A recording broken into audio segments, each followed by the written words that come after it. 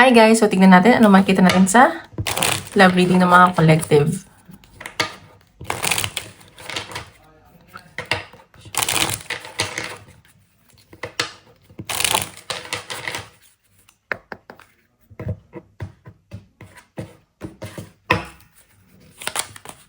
Oops. Rebirth. So, may nakikita ko ditong transformation sa inyo at connection nyo ng person mo. And may new beginning ako nakikita. Siguro, ang dami nyo pinagdaanan or may ending na nangyari. So, parang ano ka, magiging bagong tao ka ngayon. Parang may mga gusto kang baguhin sa sarili mo or sa connection nyo ng person mo. And sa nakikita ko, meron ano ka naman guided ka naman. Ayan. So, ayan no. Meron dito, may mga mag-exercise, magbabalik arindo, ganyan. Nagsha-shadow work kayo. May mga realizations kayo, nagre-reflect. Ganon. So, tingnan pa natin. Love reading ng collective. Guys, paalala lang po ha, hindi lahat makaka-resonate. So, take what resonate and leave what doesn't. Love reading ng collective.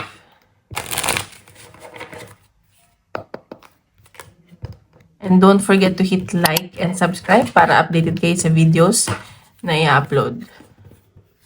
Kung gusto niyo magpa-private reading, message nyo lang ako sa Facebook or Instagram, nasa description box below. Okay, so nakikita ko dito, medyo tahimik kayo and focus kayo sa business nyo o sa kaperahan. And nakikita ko dito, parang nag-explore ka din, ayan, may mga improvement. And baka nag-break kayo ng person mo dahil sa isang babae.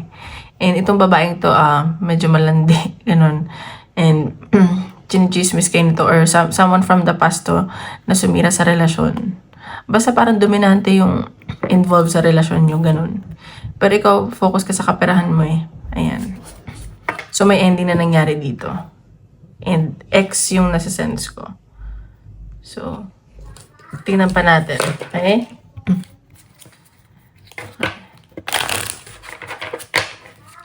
Love reading ng collective.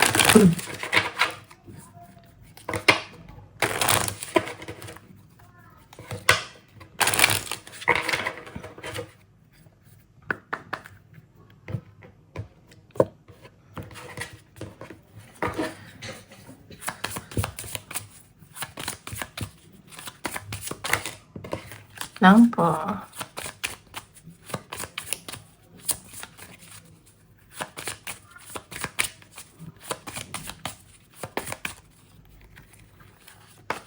Okay, so nakikita ko dito house. So, medyo focus kayo sa family, sa bahay nyo, and nakikita ko gusto mo na muna ng privacy. Gusto mo na maging private yung buhay mo.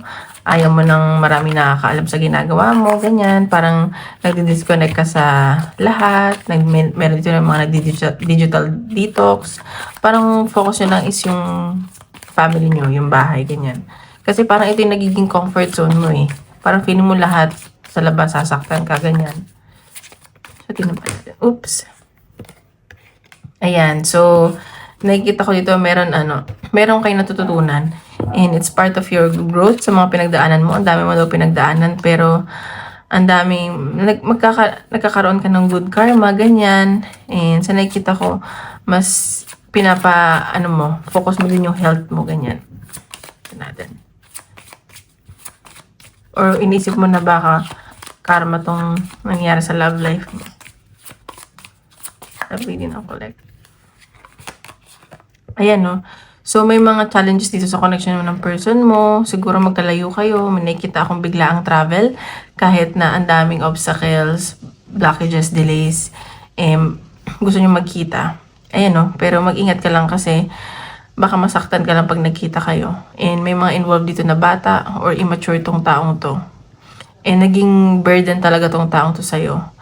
And yung mga obstacle is because of religion. Iba yung values nyo, yung paniniwala nyo. Ganyan. Yun yung naging problema nyo din siguro.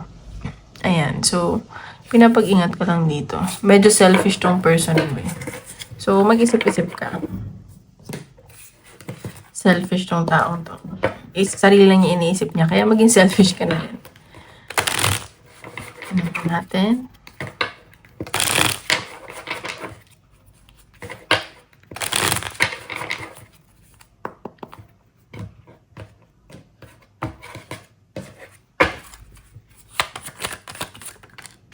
adventure. Ayan. So, baka gusto mo mag-travel mag-isa, mag-explore. Nakikita ko may mga aakyat ng bundok dito or gusto mo to sa nature, ganyan.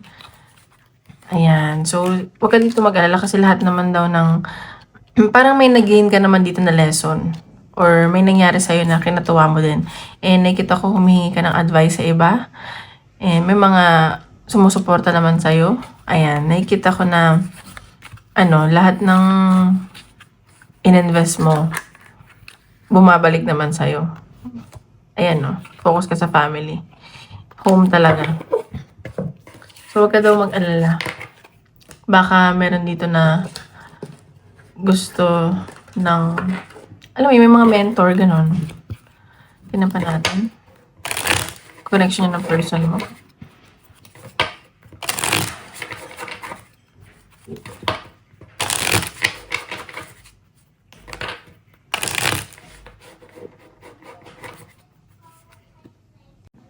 Sorry guys,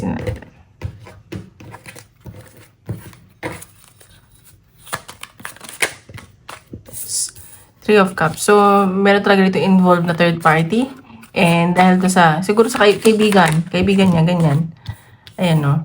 So, kung nahihirapan ka, huwag kang mag-alala kasi magiging maayos din. Magagaan yung pakiramdam mo. Ay, baliktad pala yung card.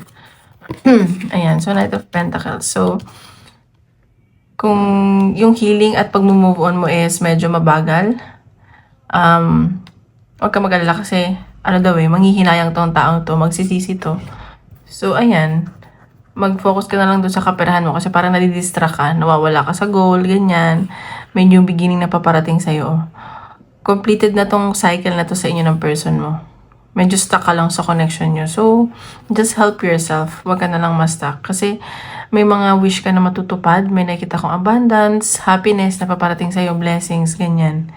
At may bagong taong paparating sa'yo at mamahalin ka nitong taong to. And yung offer niya is pure talaga. Ayan, no? Nasa malayo.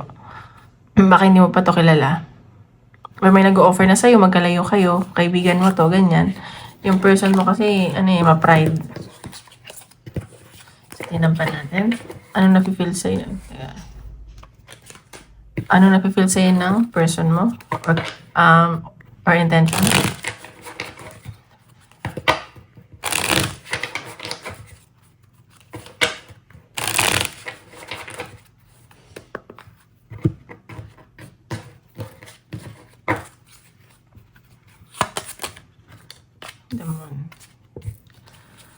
Okay, itong taong hindi nagpapakatotoo sa'yo. May mga tinatago to.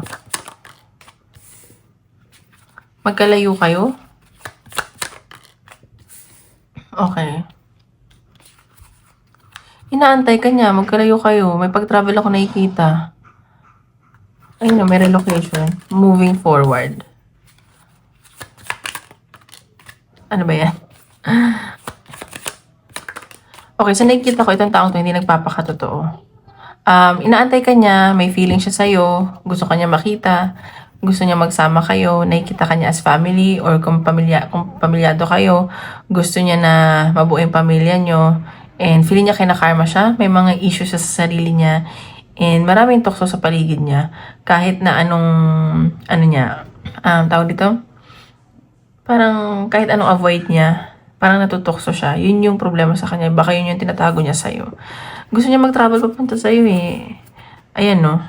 Pero, lalayo ka na dito eh. Gagamitin mo yung utak mo. And, you will follow your guts and instinct dito sa connection na to. And, magdadalawang isip ka na dito. At kahit anong offer niya, parang ayaw mo na, ganyan.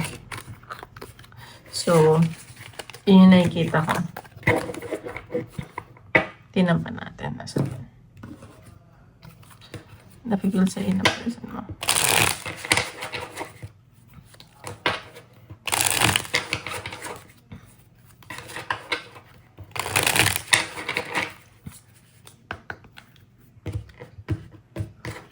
Ay!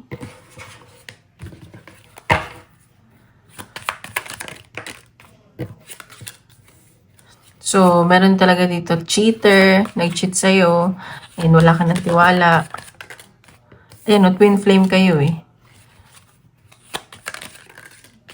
Ayan.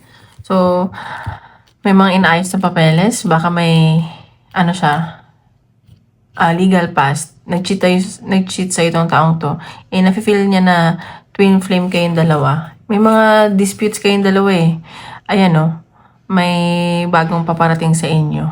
Naging comfort ka kasi sa taong, naging safe ka kasi sa taong to. Kaya siguro ganyan nafe-feel mo. Ayan o. Non-committal tong taong to. So, huwag ka nang umasa. So, mag-move forward ka na lang. Kasi andun yung feelings eh. Pero hindi ko nakikita na magiging maayos yung pagsasama. Ganon. Tingnan pa natin ang dapat mo malaman sa person mo.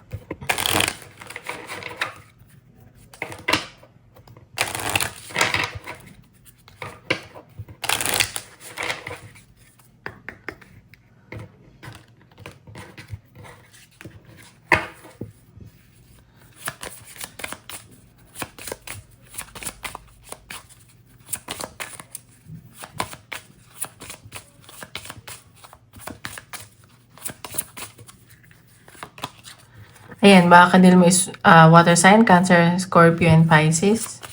Or baka yan sa big six niya.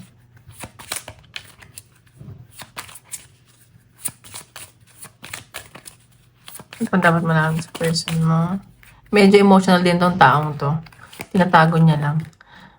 Ayan, so baka hanggang honeymoon stage lang kayo. Dito sa una lang siya okay, magaling, ganon. LDR to. Or baka ikakasal na siya. Or married siya from the past. So, baka yun yung legal past niya. May divorce paper siya inayos. Ayan, no. May nakikita ako na LDR kayo. May nakikita akong pag-travel sa'yo. Magre-relax ka eh. Ayan, no. Baka kadil niyo is fire sign or kayo yung fire sign, Aries, Leo, and Sagittarius. So, yung challenges lang dito is yung paggagawa niya ng desisyon at ikaw din. So, mag-isip kang mabuti. Tingnan pa natin message sa'yo ng person mo.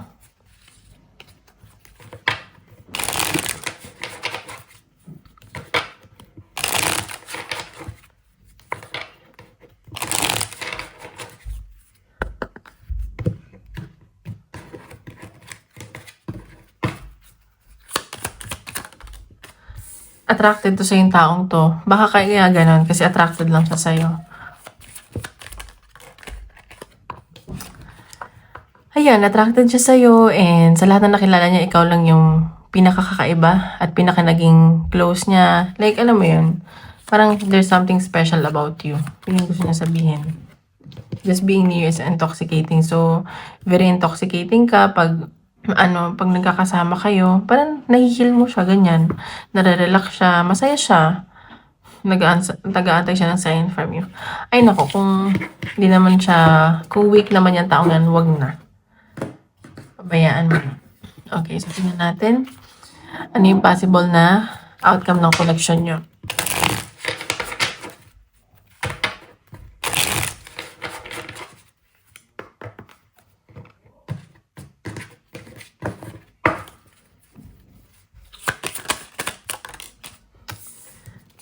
Ay, nako.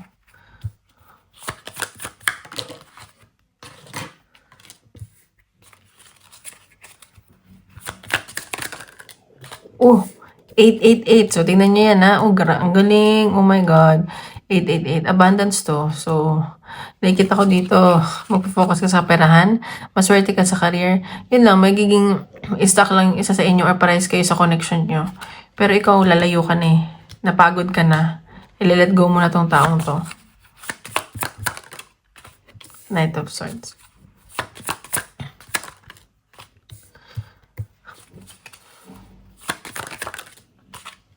Grabe, ayan o. Dalawa yung energy na nakikita ko. May mga paparating sa'yo. Marami kang choices. And yung isa practical, yung isa naman very ambitious. And sa nakikita ko may offer na paparating sa'yo. And loyal tong mga makikilala mong bago. Mag-focus ka na lang sa kaperahan mo, ganyan. Ayan no. Mag-aano kayo, mag-i-invest ka talaga sa sarili mo, sa trabaho mo. Nakita ko yung mga paparating sa'yo, mag-i-invest talaga sa'yo. Ayan, so medyo mapapagod ka lang, pero kailangan mo maging confident. Ayan. So, huwag ka panghihinaan ng loob. Ayan o, may mga conflict talaga eh. 10 of Cups. Pero nakikita ko na magiging masaya ka. Ayan. So, huwag ka nang mag-worry. Tingnan pa natin. Message ni Universe.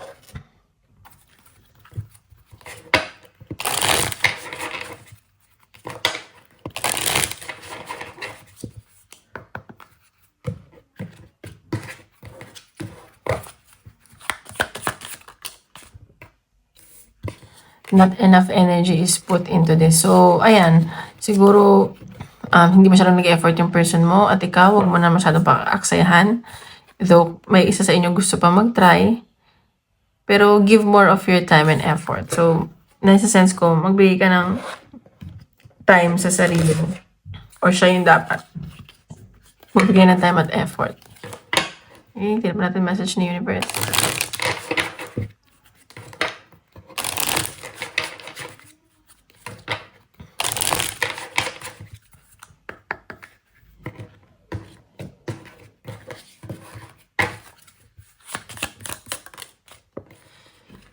It is a chance to try a different approach and strategy. So, kung ipipilit mo tong connection nyo, or kung gusto mo magbago, kailangan mag-isip ka ng bagong way na maayos to. Pero kung ako, wag na. There are obstacles that need to be overcome first. So, may mga challenges talaga at obstacles sa connection nyo. So, ayan. Kung ako kung tatanungin, wag ka na mag-aksaya ng panahon. Mahirapan ka lang. Okay, advice ni Universe. Oops.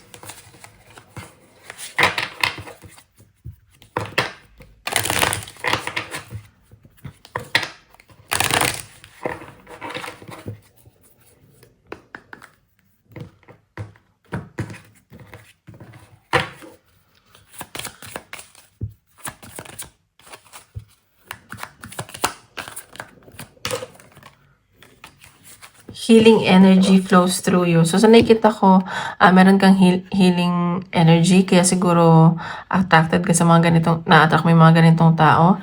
And sa nasa-sense ko, itong taong to, na-heal mo talaga siya. Kaya siguro, ganun siya sa'yo. Like, ikaw yung kakaiba, ikaw yung special. And, ayan. Siguro, divinely guided. Ayan mag-rejuvenate ka. Clear the past and heal the present. So, mag-heal ka na. Iwanan mo na yung mga dapat iwanan from the past. Okay. Oops, tingnan natin. Isip ka ang question. Tingnan natin ang sasagot ni Universe.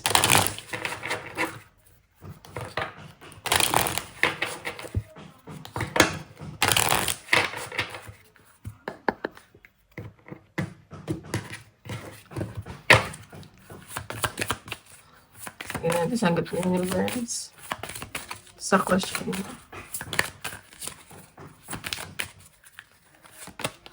Yes, ayan. So, yes ang sagot sa iyong katanungan. Forgiveness. So, kailangan mong patawad, kailangan mong matutong magpatawad at magpatawad ka na. Ayan. Maniwala ka lang daw kay Universe. Okay, ayun lang guys. Maraming salamat po.